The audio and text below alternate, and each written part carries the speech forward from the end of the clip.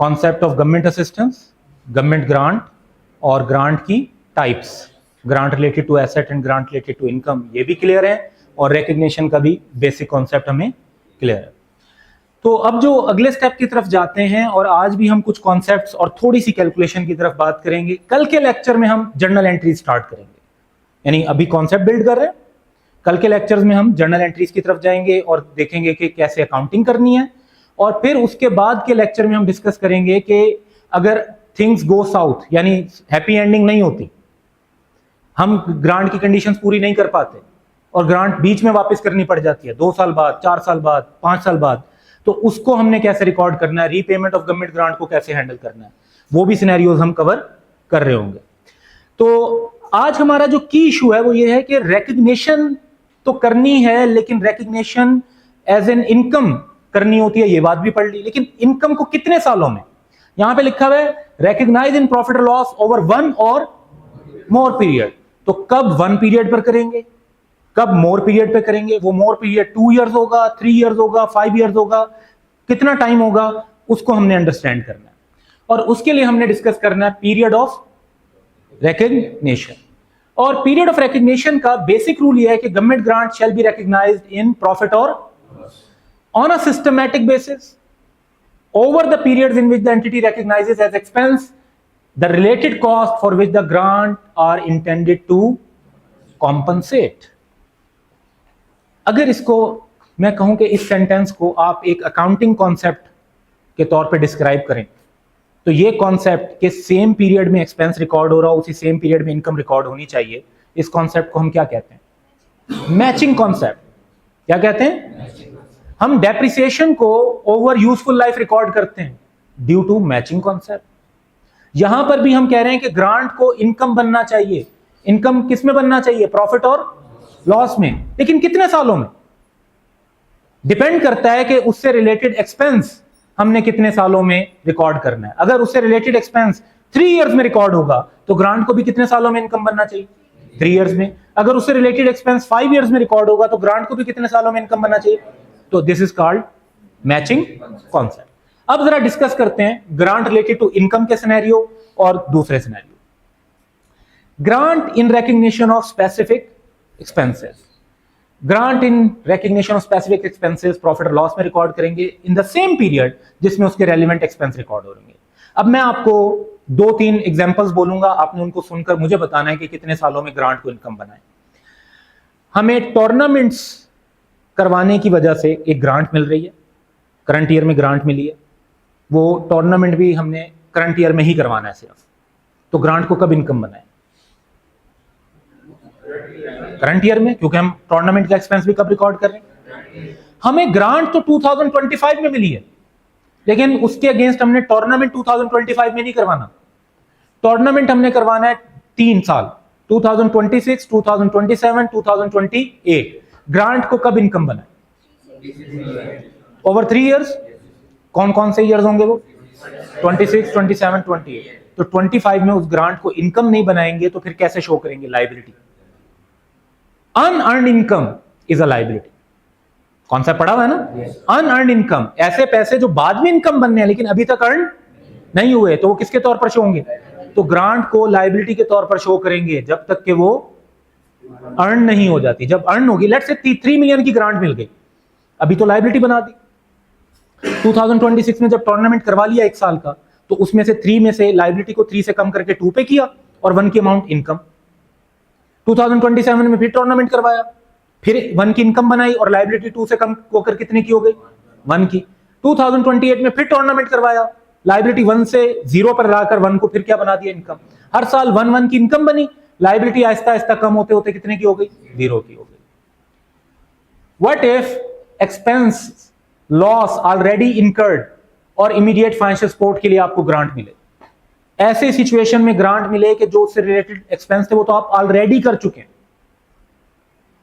Already, या government ने किसी एक्सपेंस की वजह से आपको ग्रांट नहीं दी, बस वैसे ही दी है, इमीडिएट फाइनेंशियल सपोर्ट के लिए दी है। गवर्नमेंट को लग रहा है कि ये सेक्टर मजीद ग्रो करना चाहिए, तो गवर्नमेंट ने उस सेक्टर में मजीद पैसे दी, कोई शर्त नहीं रखी, कोई फ्यूचर में कोई कॉस्ट नहीं लगनी। ऐसी ग्रांट को कब इनकम बनाएं, कब प्रॉफिट और लॉस में लेकर जाएं। और इसका कॉन्सेप्ट ये है कि फ्यूचर से तो रिलेट नहीं करती ना, तो जिस पीरियड में ऐसी ग्रांट रिसीव हो या रिसीवेबल बने उस पीरियड में इमीडिएटली प्रॉफिट और लॉस में रिकॉर्ड कर, उस पीरियड में इमीडिएटली प्रॉफिट और लॉस में रिकॉर्ड कर लें। अब यहां पर एक थोड़ा सा ट्रिकी पॉइंट आता है।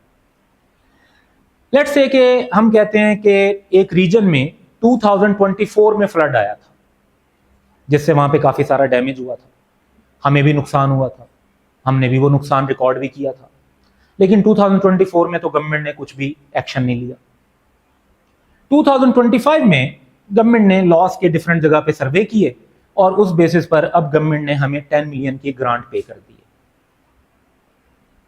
अब एक्सपेंस कब हुआ था? 2020। हमें ग्रांट कब मिली?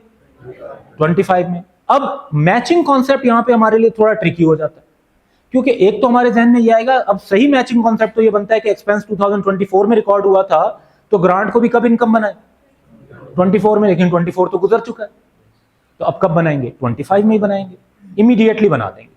जब रिसीवेबल बनेगी तभी उसको ग्रांट इनकम बना देंगे। अब पिछले सालों को जाकर आपने दोबारा से चेंज और रिवाइज नहीं करना, ठीक है। हालांकि आइडियल मैचिंग कब बनेगा? क्या आप कहते हैं एक्सपेंस 2024 में तो इनकम भी कम, लेकिन 24 में तो ग्रांट का पता ही नहीं था, कब पता चला? 2000 तो 25 में रिकॉर्ड करेंगे। What this? चल, ये हमारी बातचीत है ग्रांट रिलेटेड टू इनकम। अब बात करते हैं ग्रांट रिलेटेड टू, ये बताएं कि एसेट से रिलेटेड सबसे मेन एक्सपेंस कौन सा होता है? डेप्रिसिएशन। सबसे मेन एक्सपेंस क्या होता है? और समटाइम्स रिपेयर एंड मेंटेनेंस वगैरह भी हो सकता है, लेकिन सबसे मेन एक्सपेंस तो क्या है? डेप्रिसिएशन। डेप्रिसिएशन में भी बेसिकली यही अल्फाज यूज होते हैं सिस्टमैटिक के। डेप्रिसिएशन की डेफिनेशन याद? Depreciation is systematic allocation of depreciable amount of an asset over it's useful life. तो ग्रांट को भी सिस्टमैटिकली एक्सपेंस इनकम बनाना है, डेप्रिसिएशन को भी सिस्टमैटिकली एक्सपेंस बनाते हैं। एक एसेट है जिसकी यूजफुल लाइफ है 10 इयर्स, तो उसकी डेप्रिसिएशन कितने सालों में रिकॉर्ड हो रही होगी? 10 इयर्स में। भाई जितनी यूजफुल लाइफ होती है उसी पे, क्योंकि डेफिनेशन में है depreciation is systematic allocation of depreciable amount of an asset over it's useful life. तो डेप्रिसिएशन एक्सपेंस बनती है ओवर, तो ग्रांट को भी कितने सालों में इनकम बनना चाहिए? 10 सालों में, ओवर यूजफुल लाइफ। अच्छा, कुछ एसेट्स पर हमारा डेप्रिसिएशन का मेथड स्ट्रेट लाइन होता है। स्ट्रेट लाइन मेथड का मतलब ये होता है कि हर साल में equal amount of depreciation expense बनेगी, ऐसा ही। और कुछ मेथड्स में इक्वल अमाउंट्स नहीं होती, जैसे reducing balance method. Reducing balance method में क्या होता है? शुरू के सालों में ज्यादा डेप्रिसिएशन और हर साल के साथ डेप्रिसिएशन का एक्सपेंस कम होता जाता है, ऐसा ही है। Now the key question is that कि अगर आपका स्ट्रेट लाइन मेथड है तो डेप्रिसिएशन हर साल में इक्वल रिकॉर्ड हो रही है, तो ग्रांट को भी हर साल में इक्वल इनकम बनाएंगे, इक्वल। और अगर आपका depreciation method reducing balance method है तो शुरू में ज्यादा डेप्रिसिएशन एक्सपेंस, बाद में कम डेप्रिसिएशन एक्सपेंस। ग्रांट का भी साथ भी हम यही करेंगे कि शुरू में ज्यादा ग्रांट इनकम, बाद में कम ग्रांट इनकम। Got this? तो ये रूल फॉलो करना होगा। अब डेप्रिशिएबल एसेट जो होते हैं, grant related to depreciable asset are usually recognised in profit or loss over the period and in the proportion in which depreciation expense on those asset is. अब ये दो बातें इंपॉर्टेंट है, over the period and in the proportion. Over the period वही बात है कि over useful life होगा, और इन द प्रोपोर्शन का मतलब है स्ट्रेट लाइन में हर साल एक जैसा प्रोपोर्शन है, रिड्यूसिंग बैलेंस में हर साल एक जैसा प्रोपोर्शन, शुरू में ज्यादा बाद में कम, तो अकॉर्डिंगली करेंगे। Got this? चलें, नॉन डेप्रिशिएबल एसेट। कौन से एसेट? कोई एसेट ऐसा जानते हैं आप जो डेप्रिशिएट ना होता? Free hold land. सही टर्म यूज होगी फ्री होल्ड, क्योंकि लीज होल्ड लैंड डेप्रिशिएट होती है। अगर आपने लीज पर एक लैंड लिया ओवर 25 ईयर्स तो उसकी लाइफ है 25 ईयर्स, वो 25 ईयर्स पर डेप्रिशिएट होगी। Freehold land is forever yours, क्योंकि उसकी लाइफ में इनडेफिनेट लाइफ है।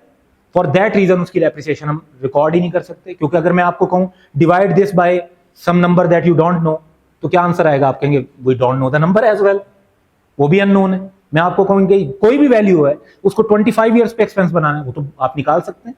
अगर लाइफ पता है तो डेप्रिसिएशन कैलकुलेट हो सकती है, लाइफ ना पता हो तो डेप्रिसिएशन नहीं कैलकुलेट हो सकती। That's why free hold land पर डेप्रिसिएशन नहीं होती, लीज होल्ड लैंड पर डेप्रिसिएशन होती है।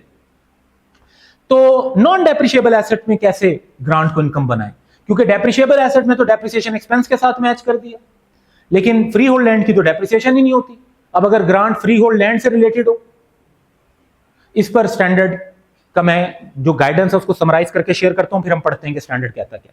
इस पे रूल ये है कि अगर तो वो लैंड किसी डेप्रिशिएबल एसेट से लिंक्ड है, कनेक्टेड है, तो आप उस एसेट की डेप्रिसिएशन के साथ मैचिंग कर लें। फॉर एग्जांपल आप कहते हैं जो लैंड की ग्रांट हमें मिली है वो इसलिए मिली है कि उस लैंड पर फैक्ट्री बनानी है, फैक्ट्री की लाइफ होगी 30 इयर्स, उसकी डेप्रिसिएशन चार्ज होगी ओवर 30 इयर्स। तो ये जो लैंड से रिलेटेड ग्रांट है इसको भी कितने सालों में इनकम बनना चाहिए?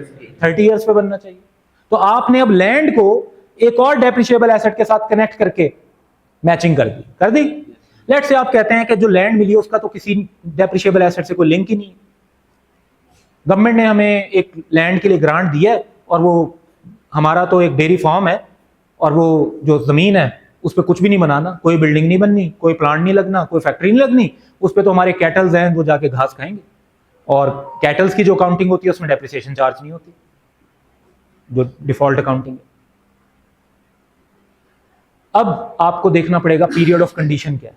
पीरियड ऑफ कंडीशन, भाई हो सकता है गवर्नमेंट ने कोई सेकेंडरी कंडीशन ये लगाई हो कि जहां पर आपका ये डेयरी फार्म है आपने 70% इंप्लॉयमेंट वहां के लोकल लोगों को देनी,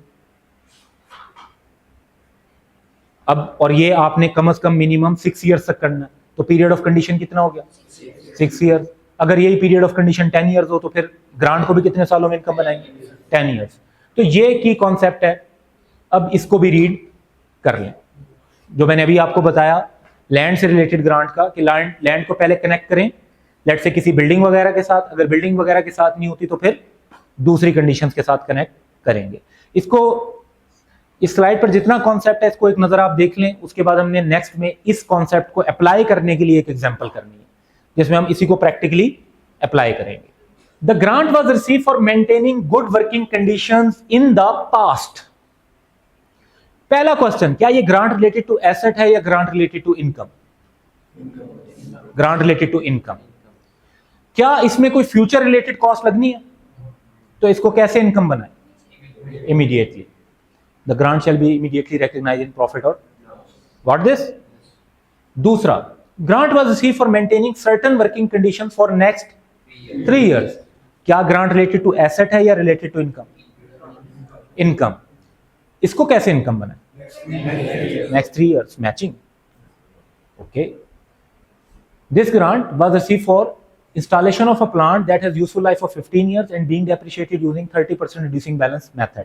Related to income or related to asset? Related to asset। और कितने अरसे में इसको इनकम बनाए ग्रांट को? 15 इयर्स। हर साल equal amount? By reducing balance method है, यानी शुरू में ज्यादा बाद में कम, प्रोपोर्शन कैलकुलेट कर लेंगे, जितनी ज्यादा डेप्रिसिएशन होगी उतनी ज्यादा grant.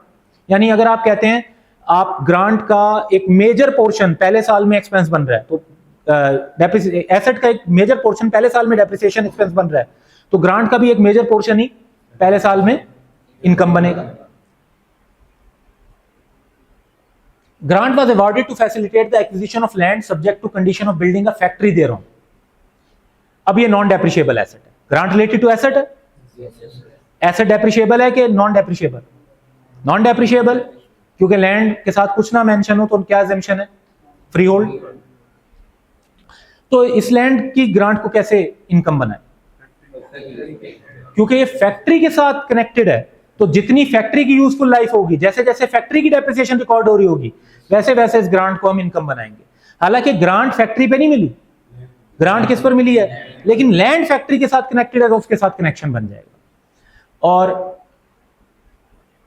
grant was awarded to facilitate the acquisition of land for dairy farming subject to condition of maintaining minimum 70% local employment for next कितने अरसे में इनकम बना? 10 years।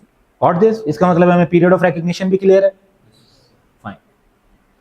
अब हमने दो टाइप के लोन्स का कॉन्सेप्ट पढ़ना है। दो टाइप के लोन्स का कॉन्सेप्ट पढ़ना है। एक कॉन्सेप्ट है फॉरगिवेबल लोन और दूसरा कॉन्सेप्ट है जब लोन का इंटरेस्ट रेट मार्केट से कम होता है।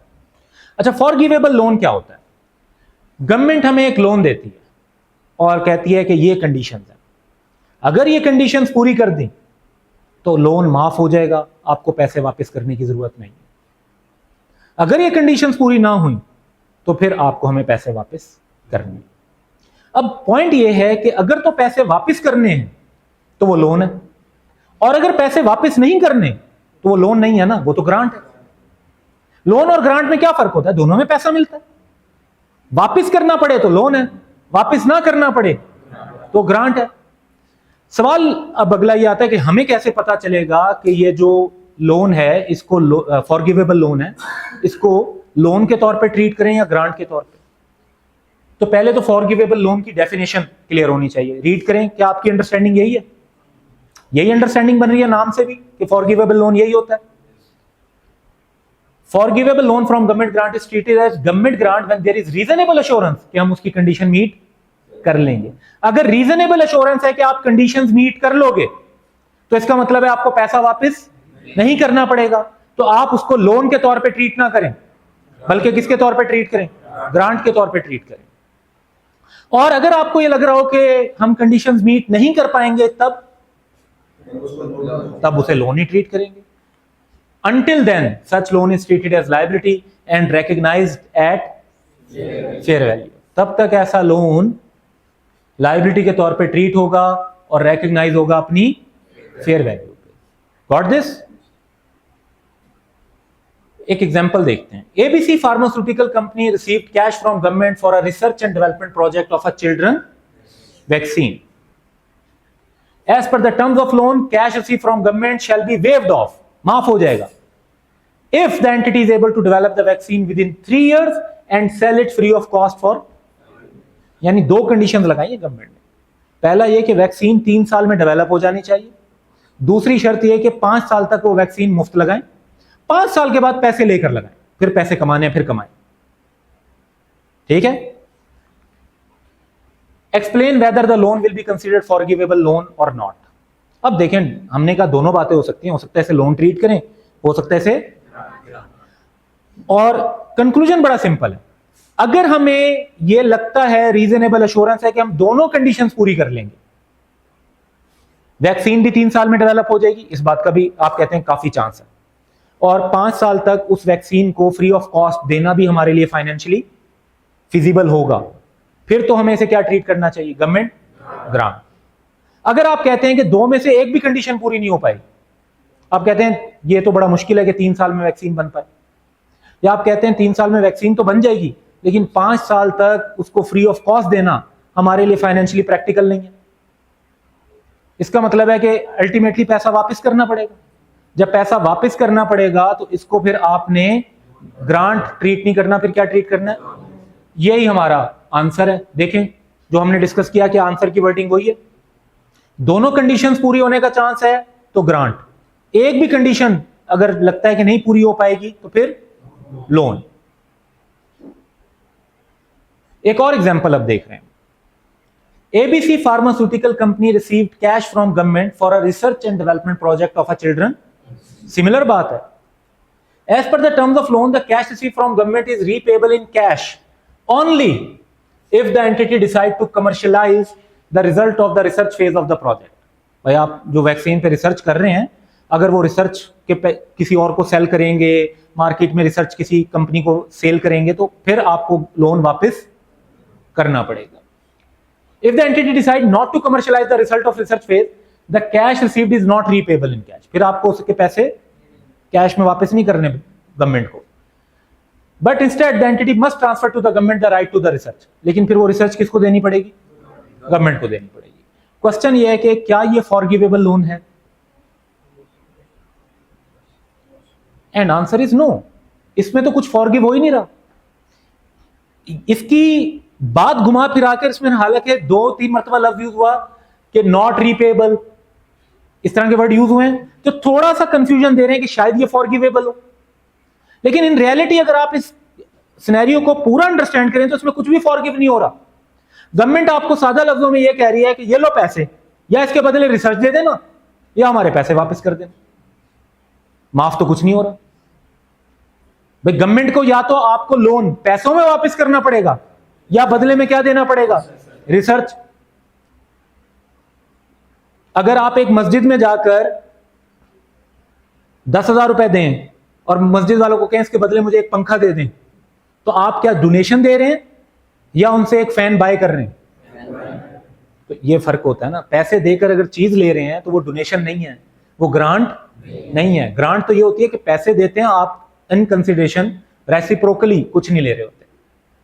तो यहां पर गवर्नमेंट एक ट्रांजैक्शन कर रही है आपके साथ, गवर्नमेंट आपको एक एडवांस दे रही है।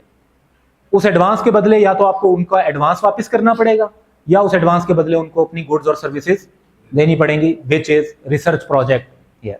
सो ओवरऑल अगर देखें तो इसमें जो कैश रिसीव फ्रॉम गवर्नमेंट है वो फॉरगिवेबल लोन की डेफिनेशन को मीट नहीं करता। दिस इज बिकॉज इस एग्रीमेंट में वेव करनी पड़ेगी रीपेमेंट, रादर वेव नहीं हो रही बल्कि रादर या तो कैश में सेटल होना है या रिसर्च के थ्रू सेटल होना है।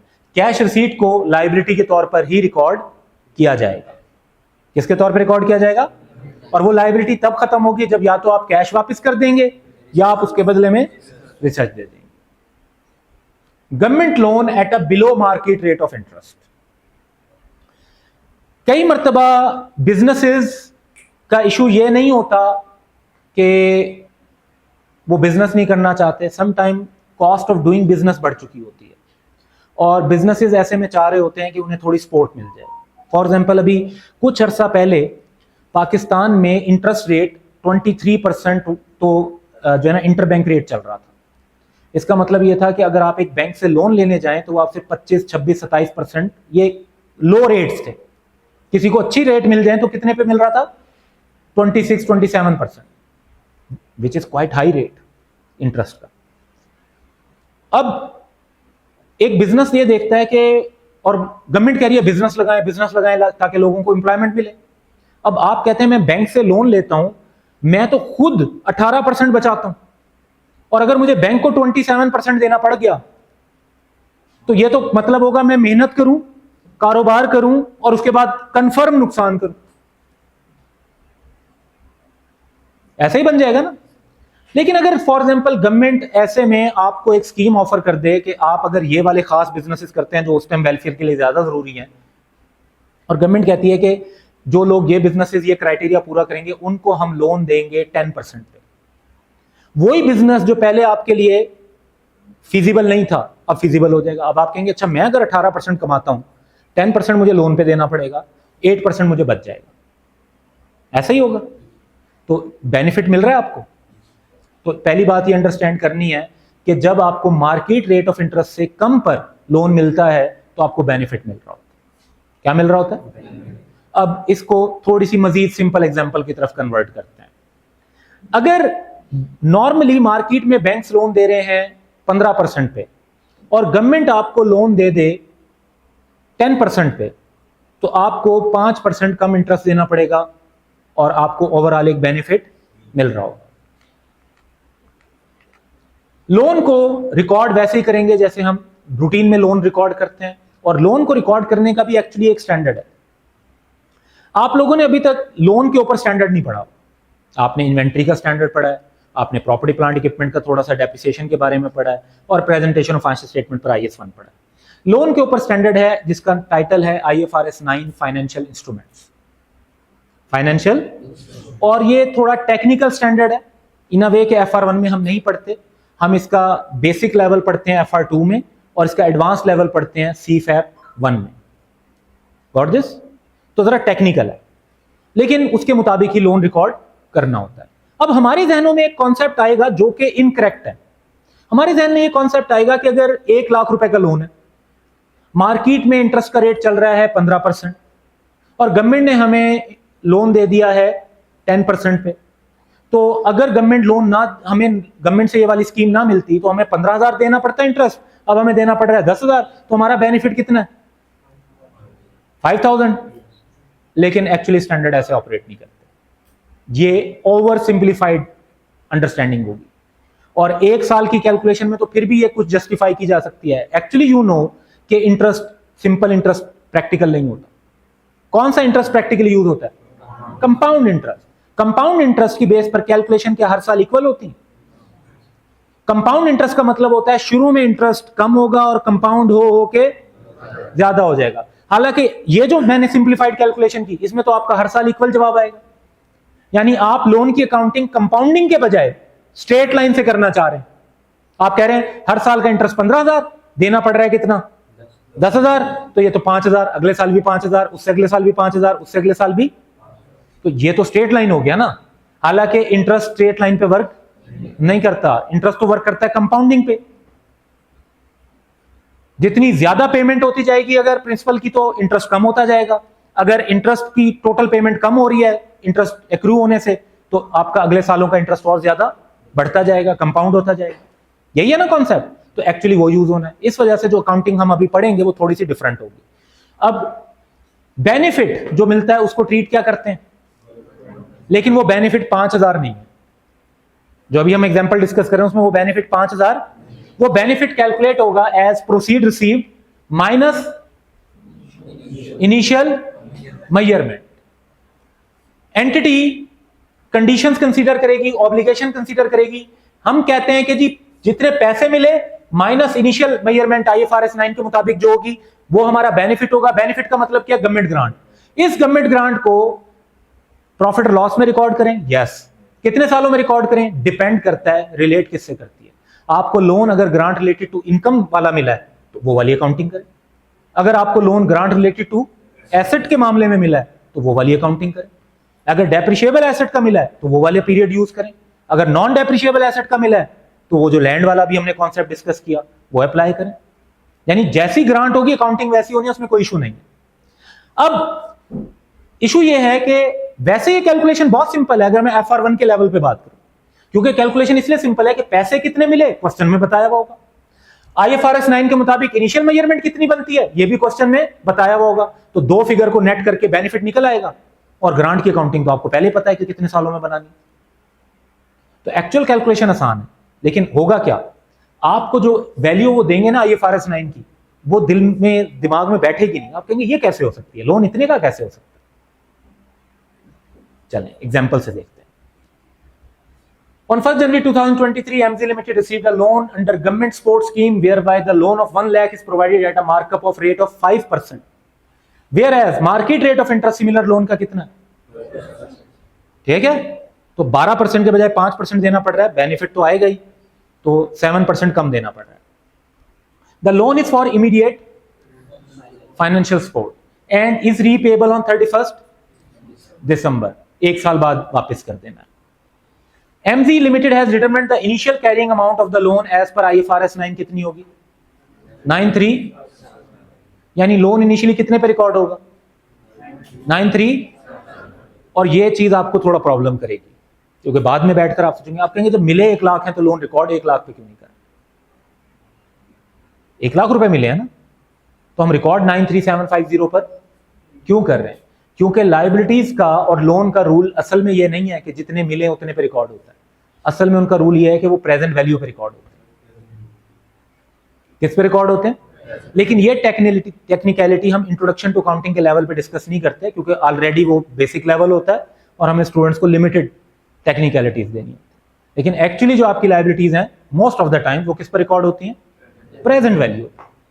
इसलिए, और वो 1 लाख पे नहीं रिकॉर्ड होगी, किस पर होगी, 9375। अच्छा, इंटरेस्टिंग बात यह है कि मोस्ट ऑफ द सिनेरियोज में प्रेजेंट वैल्यू भी 1 लाख ही आएगी। जहां पर इस तरह का ग्रांट का कोई मसला नहीं है, रेट का कोई डिफरेंस नहीं है, वही मार्केट रेट है, उसी पर प्रेजेंट वैल्यू कैलकुलेट कर रहे हैं, वो तो 1 लाख की प्रेजेंट वैल्यू 1 लाख ही आ जाएगी फिर, जहां पे कोई फर्क नहीं है। इसलिए फिर ये ज्यादा इशू नहीं बनता, लेकिन ये यहां पर इशू बन रहा है क्योंकि यहां पे हमने बेनिफिट कैलकुलेट करना। अब आपको पैसे कितने मिले, लोन इनिशियली कितने पे रिकॉर्ड होगा, तो proceed receive 1 lakh, initial measurement 93750, benefit in दोनों का डिफरेंस 6250। तो ग्रांट कितने की रिकॉर्ड होगी, 6250। ग्रांट मिली है किस मकसद के लिए, इमीडिएट फाइनेंशियल सपोर्ट के लिए। इमीडिएट फाइनेंशियल सपोर्ट के लिए ग्रांट मिले तो उसे इमीडिएटली प्रॉफिट और लॉस में इनकम बनाते हैं। तो अकाउंटिंग तो बड़ी सिंपल है। अब ये देखें IFRS 9 की कैलकुलेशन शो करते हैं। प्रिंसिपल अमाउंट कितनी होगी, एक साल बाद आप 5% और भी पे करेंगे, तो एक साल बाद जो आपका आउटफ्लो होगा वो कितना होगा? 105,000। 105,000 को मार्केट रेट ऑफ इंटरेस्ट पर प्रेजेंट वैल्यू निकालें तो दैट वुड बी 93750। ये वैल्यू असल में यूज करता है IFRS 9। इस बेस पर अगर हम एंट्री रिकॉर्ड करें तो पैसे आए हमारे पास 1 लाख, लोन रिकॉर्ड होगा 93750, जो डिफरेंस है वो गवर्नमेंट ग्रांट रिकॉर्ड होगा, क्योंकि डिफरेंस इमीडिएट फाइनेंशियल सपोर्ट के लिए है तो वो कहां जाएगा? प्रॉफिट और लॉस में। आपकी बुक में यहां तक सोल्यूशन मौजूद है, लेकिन मैं इससे एक स्टेप आगे जाऊंगा एंड आई वुड लाइक कि आप वो स्टेप भी नोट कर लें। अच्छा, क्लियर रखना है कि ये जो मैं स्टेप आगे जा रहा हूं ये आपके सिलेबस का पार्ट नहीं है, लेकिन आपकी अंडरस्टैंडिंग इससे जरूर थोड़ी सी बेहतर हो जाएगी और वो इंपैक्ट समझते हैं। जब एक साल गुजर जाएगा, 31 दिसंबर 2023 आएगा, तो आपको इंटरेस्ट रिकॉर्ड करना होगा। अब आप इंटरेस्ट 5,000 का रिकॉर्ड नहीं करेंगे जो पे करना, क्योंकि आपने प्रेजेंट वैल्यू कौन से रेट को यूज करके लिया है?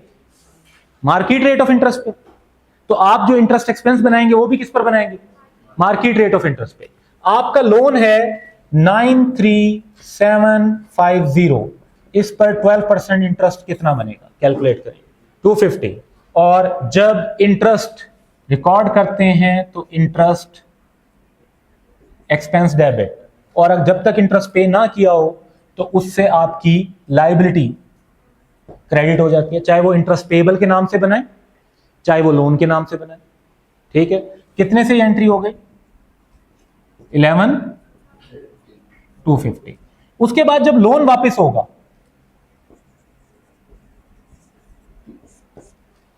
लोन जब वापस होता है तो लोन या लायबिलिटी डेबिट होती है और कैश या बैंक।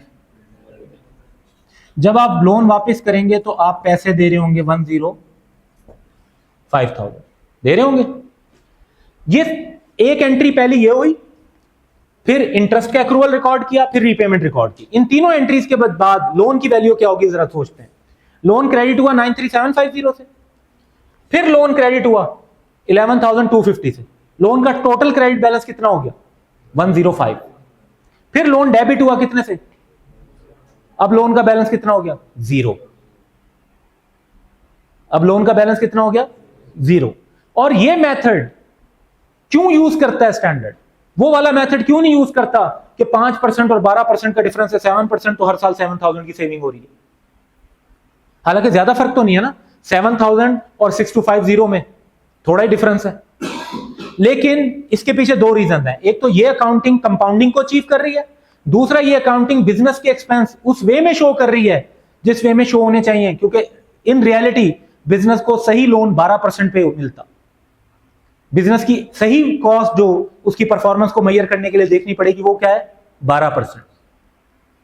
तो ये मेथड ये दो चीजें जो है ना वो अचीव करता है। नंबर 1 कंपाउंडिंग का कॉन्सेप्ट, नंबर 2 ये कि हम मार्केट के हिसाब से अपने डाटा को शो कर रहे होते हैं जो कि फाइनेंशियल परफॉर्मेंस को समझने में ज्यादा यूजफुल है, इसलिए हम अकाउंटिंग ऐसे करते हैं। तो ये एंट्री आपके सिलेबस का पार्ट है कि ग्रांट कैलकुलेट करें।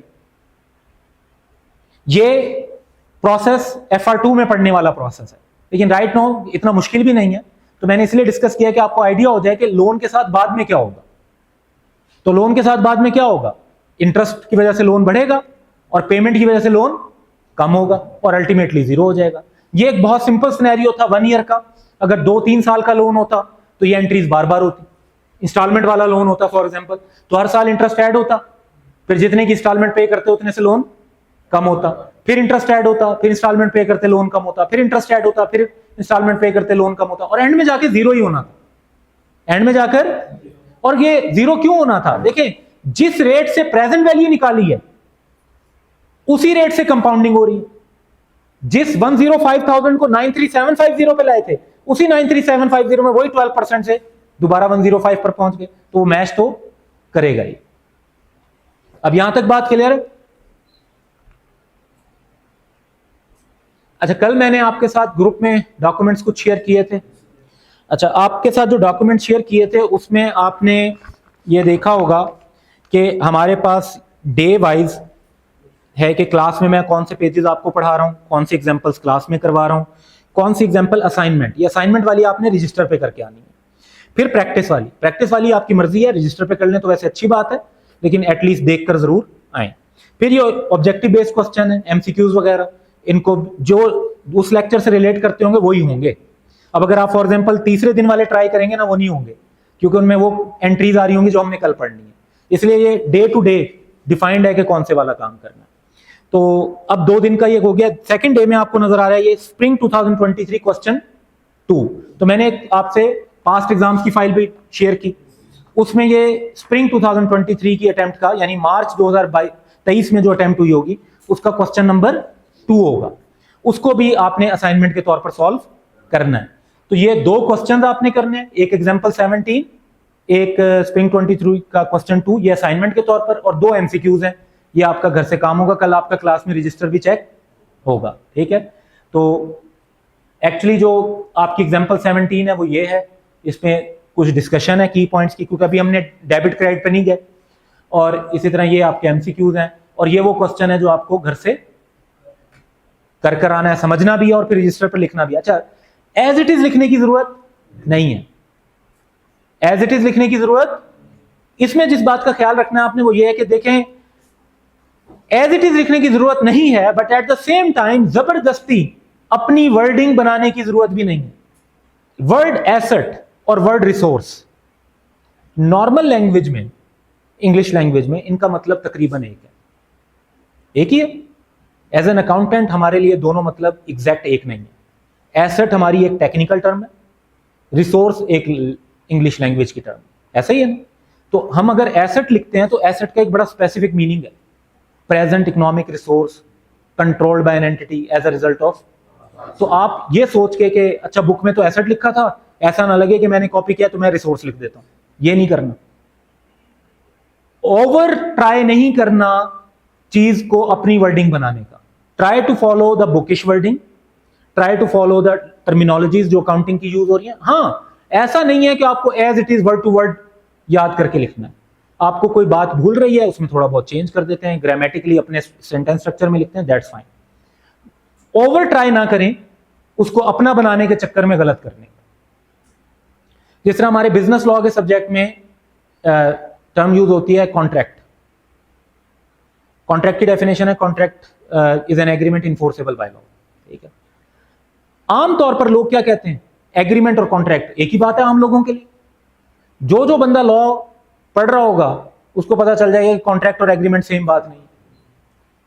तो जनरल लैंग्वेज में आप कॉन्ट्रैक्ट की जगह एग्रीमेंट यूज करते हैं, एग्रीमेंट की जगह कॉन्ट्रैक्ट यूज करते हैं, कोई फर्क नहीं पड़ता। लेकिन जब आप एक सब्जेक्ट के स्पेसिफिक उसमें बात कर रहे होते हैं तो फर्क पड़ता है। इसलिए खामा टर्मिनोलॉजी को चेंज करने की कोशिश नहीं करनी चाहिए। इट डज नॉट मीन कि हम कह रहे हैं कि आप मेमोराइज करें और रट्टा लगाएं, अपनी सेंटेंस स्ट्रक्चर अपना आपको एक्सप्रेस करें, लेकिन अननेसेसरी कोशिश टर्मिनोलॉजी को चेंज करने की ना करें। प्रेजेंटेशन के एरिया पर आते हैं, और आज मैं एक बिल्कुल ब्रीफ सी चीज आपके साथ डिस्कस करूंगा, which is grant related to income की प्रेजेंटेशन। ग्रांट रिलेटेड टू, अच्छा अभी हमने थोड़ी देर पहले भी एक बात डिस्कस की कि जब तक ग्रांट को प्रॉफिट और लॉस में इनकम नहीं बनाते तब तक वो क्या रिकॉर्ड होती है, लायबिलिटी। क्योंकि अनअर्न्ड इनकम, जो इनकम अभी अर्न नहीं हुई वो क्या है, लायबिलिटी है। अच्छा, इसके और भी नाम होते हैं, अनअर्न्ड इनकम भी कहते हैं, डेफर्ड इनकम भी कहते हैं। इसीलिए हम जब ग्रांट को लायबिलिटी बना रहे होते हैं तो अक्सर उसके लिए टर्म यूज कर देते हैं डेफर्ड ग्रांट। क्या नाम रख देते हैं, डेफर्ड ग्रांट।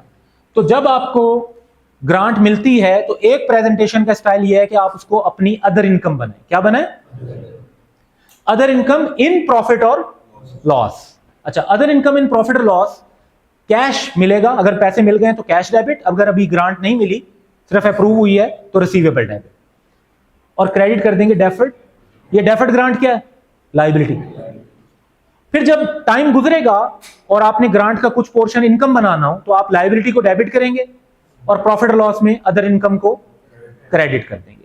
अच्छा, एक बात यहां पे अंडरस्टैंड करनी है आपने कि हमारे पास, हम जब प्रॉफिट और लॉस बनाते हैं, revenue, cost of sales, gross profit, admin expense, selling expense, finance cost, net profit आ जाता है। इस पोर्शन को कहते हैं प्रॉफिट और लॉस। इस पोर्शन में अदर इनकम भी आ जाती है। क्या आ जाती है, एक इसके बाद पोर्शन होता है, इसको कहते हैं अदर कंप्रीहेंसिव इनकम। क्या कहते हैं? फॉर्मेट वगैरह में आपने देखी होगी, इंट्रो में आपको बनाना यहीं तक होता है। अदर कंप्रिहेंसिव इनकम वाला फॉर्मेट सिर्फ ऑप्शन उसमें लिखा हुआ है, लेकिन आपने वो बनाना नहीं होता। अदर कंप्रिहेंसिव इनकम जब आ जाती है तो फिर एक फाइनल टोटल होता है जिसे कहते हैं टोटल कंप्रिहेंसिव इनकम। याद रखें, मैं ये जो अदर इनकम का वर्ड यूज कर रहा हूं, ये इसके बारे में कर रहा हूं जो प्रॉफिट और लॉस में। I am not talking about other comprehensive income. दोनों में फर्क होता है। समटाइम्स स्टूडेंट्स को ये कंफ्यूजिंग लगता है कि शायद ये दोनों एक ही बात है। अदर इनकम और अदर कंप्रिहेंसिव इनकम, ये आउटसाइड प्रॉफिट और लॉस है, ये with in profit or loss है। और अदर इनकम में और सेल्स में क्या फर्क होता है? सेल्स भी इनकम है, अदर इनकम भी इनकम है। ऑर्डिनरी कोर्स ऑफ बिजनेस की इनकम होगी सेल्स, उसके अलावा कोई इनकम होगी तो अदर इनकम, उसके अलावा कोई इनकम होगी तो अदर इनकम। अच्छा, अब एक वे तो ये है। दूसरा, deduct the grant from related.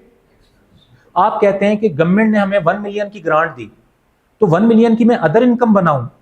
मैं ये अदर इनकम नहीं बनाना चाहता, मैं तो ये चाहता हूं कि टूर्नामेंट पर मेरे 5 मिलियन लगे, तो मैं ये करता हूं कि 5 मिलियन में से 1 मिलियन माइनस कर देता हूं कि 5 मिलियन मेरे लगे, 1 मिलियन गवर्नमेंट से ग्रांट मिल गई, तो मेरा एक्सपेंस कितना हो गया? 4 मिलियन। तो बजाय इसके कि सेपरेट इनकम रिकॉर्ड करूं, मैं रेलिवेंट एक्सपेंस में से डिडक्ट करके शो कर देता हूं। ठीक है, एक अप्रोच ये भी है। इसमें क्या एंट्रीज होंगी? इसमें पहली एंट्री तो सेम होगी, इवन दूसरी एंट्री भी सेम होगी, लेकिन अब इनकम को क्रेडिट करने के बजाय आप क्या क्रेडिट करेंगे? एक्सपेंस। अच्छा, इफेक्ट दोनों का सेम है। इनकम क्रेडिट होती है मतलब इनकम इंक्रीज होती है, प्रॉफिट बढ़ जाता है। एक्सपेंस क्रेडिट होता है मतलब एक्सपेंस कम हो जाता है, एक्सपेंस कम होने से भी प्रॉफिट बढ़ जाता है। तो इफेक्ट दोनों का अल्टीमेट प्रॉफिट पर क्या है? सेम है कि इनकम को या तो क्रेडिट करके बढ़ा दें या एक्सपेंस को क्रेडिट करके कम कर दें, प्रॉफिट दोनों सूरतों में बढ़ेगा। तो ये दोनों मेथड आप यूज कर सकते हैं। क्या ये एंट्रीज आपके पास बुक में गिवन है? देखें, गिवन है तो बस फिर ठीक है, यहां तक आपने इसको जरा पढ़कर आना है। ठीक है, काम आपका जो है वो आपको ऑलरेडी कम्युनिकेटेड है कि डेली बेसिस पर क्या काम करना है। ठीक है, उसके मुताबिक वो रजिस्टर पर भी लिख के लाइएगा। Hardly it would take 10 to 15 minutes, क्योंकि 8 मार्क्स का क्वेश्चन है और 3 से 4 पैराग्राफ आपको टोटल लिखने होंगे। और एक बात ये ध्यान में रखें कि जिस मॉडल पर हम आहिस्ता आहिस्ता हमारा सिलेबस असल में बढ़ता जा रहा है, चीज़ें मजीद टफ होती जा रही हैं क्योंकि दुनिया आगे जा रही है, काम थोड़ा मुश्किल तो होना है। लेकिन अभी तक की भी जो हमारी कोशिश है ना क्लास की, वो ये होती है कि अगर मैं आपको 1 घंटा पढ़ा रहा हूं तो मेरी ये कोशिश होती है कि ऑन एवरेज मैं जो आपको घर से काम दूं वो भी 1 घंटे से ज्यादा का ना हो। तो 8-8 घंटे 10-10 घंटे पढ़ने की कोई जरूरत नहीं है। टाइम फैक्टर नहीं है, अंडरस्टैंडिंग फैक्टर है। और 10 घंटे एक्चुअली डेली बेसिस पर पढ़ना प्रैक्टिकली नहीं है। वो तो मैं अगर आपको कहूं ना रोज 10 घंटे पढ़ा करो, तो ये तो एक जान छुड़वाने वाली बात है कि आपको गिल्ट दे दूं ना, ताकि आपको ये महसूस होता रहे कि वो सर ने तो कहा था हमसे ही नहीं हुआ। एक काम जो हो ही नहीं सकता, प्रैक्टिकली नहीं है, उसके एंड में तो फिर हम खुद ही फील करते रहेंगे कि भाई ये तो हमसे नहीं हुआ, हालांकि वो तो हो भी नहीं सकता था। तो डूएबल वर्क हो, इसलिए अब आपको जो गिल्ट हो वो रियल फील होना चाहिए। ये काम इतना है जो हो सकता है। ठीक है, तो अब अगर नहीं करेंगे तो प्योरली अपनी सुस्ती की वजह से नहीं करेंगे। ऑन एवरेज मेरा फोकस ये होगा कि जितना टाइम क्लास में लग रहा है, घर पे भी सिर्फ इतना ही टाइम लगा के थ्रू आउट द सेशन में आपका कंप्लीट कोर्स, प्रैक्टिस, हर चीज कंप्लीट हो सके। ठीक है, तो की फैक्टर वुड बी रेगुलरिटी। एक बात को आपने अंडरस्टैंड करना है, आप डेली एक क्वेश्चन बैठकर सॉल्व करते हो, एक क्वेश्चन ओनली, और आप संडे वाले दिन बैठकर 7 क्वेश्चन सॉल्व करते हैं, ये दोनों इक्वल नहीं है। दोनों में 7 हो जाएंगे, आपकी अंडरस्टैंडिंग सेम लेवल पर नहीं होगी। ये सारी चीजें आपके लिए न्यू हैं, चाहे कहने में ये कितनी आसान क्यों ना, इन्हें एब्जॉर्ब करना पड़ता है शुरू में।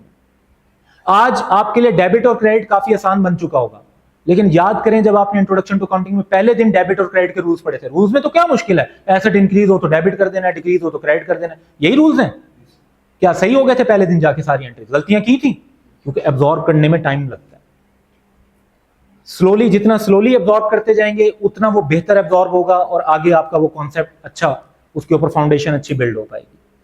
तो ये अंडरस्टैंड करें कि 4 दिन का काम इकट्ठे करना, 15 दिन का काम इकट्ठे करना सेम लेवल पर नहीं जाता। रोज का काम रोज करना इस वजह से इंपॉर्टेंट होता है और कोई रीजन नहीं। क्योंकि उससे जो अंडरस्टैंडिंग डेवलप होती है वो ज्यादा स्ट्रांग एंड सॉलिड होती है। और एज ए प्रोफेशनल हमें जरूरत है स्ट्रांग एंड सॉलिड फाउंडेशन की। आप लोगों को इस बात को अंडरस्टैंड करना है कि आफ्टर बिकमिंग चार्टर्ड अकाउंटेंट आपको सैलरी इस बात की नहीं मिलेगी कि आपने सीए कर लिया। आपको कोई काम करना होगा, कोई वैल्यू ऐड करनी होगी, बिजनेस को कुछ ऐसा करके देना होगा जिससे बिजनेस को फायदा हो रहा हो, तब आपको सैलरी मिलेगी। और यूजफुल होने के लिए आपका स्किल्ड होना बहुत जरूरी है। दैट्स वाई आपको थ्रू आउट, ये सिर्फ स्टडी नहीं है, ये सिर्फ पेपर का पास करना नहीं है, आपने इसमें अपनी स्किल डेवलप करनी है। आप इतने वैल्यूएबल होने चाहिए कि जिस ऑर्गेनाइजेशन में आप जाके काम करो उस ऑर्गेनाइजेशन को आपके होने से फायदा हो। वो आपको पे भी करेंगे, आपको रिकॉग्नाइज भी करेंगे और आप भी अपने बारे में अच्छा फील करेंगे। मतलब actually humans like to work. हम में से कोई भी जो है ना 24 घंटे नहीं सोना चाहता, सोना चाहते हैं, आराम करना चाहते हैं सब, बट प्रैक्टिकली आपको अगर मैं बंद कर दूं एक कमरे में, उसे जेल कहते हैं जहां आप 24 घंटे लेट के गुजार सकते हैं। Nobody wants to go there. Actually we want to work. थोड़ी सी वर्क में हमारी चॉइसेस होती हैं और हमारे पास स्किल होगी प्रॉपर, हम अपना काम सही तौर पे कर पा रहे होंगे, हम भी खुश होंगे, दूसरे लोग भी उससे फायदा उठा रहे होंगे। तो make your self valuable, make your self important, make your self a person जिसका ऑर्गेनाइजेशन के पास हो तो ऑर्गेनाइजेशन अच्छा फील करे। ठीक है, और यही डिफरेंस क्रिएट करता है। वरना आप अकाउंटिंग का सिलेबस अगर उठा लेना बीकॉम का, वो भी हमारे जितना, उनको 25,000 की जॉब नहीं मिल रही, हमारे पास जॉब्स हैं, बच्चे नहीं है मार्केट में देने के लिए। हालांकि हमारा बच्चा जा भी 150 पे रहा है। तो डिफरेंस क्यों आ रहा है? क्योंकि हम जो डेवलप कर रहे हैं लोग, वो एक्चुअली जाकर वैल्यू ऐड कर सकते हैं। तो नथिंग कम्स इजी। ये डिफिकल्ट है, सीए आसान नहीं है।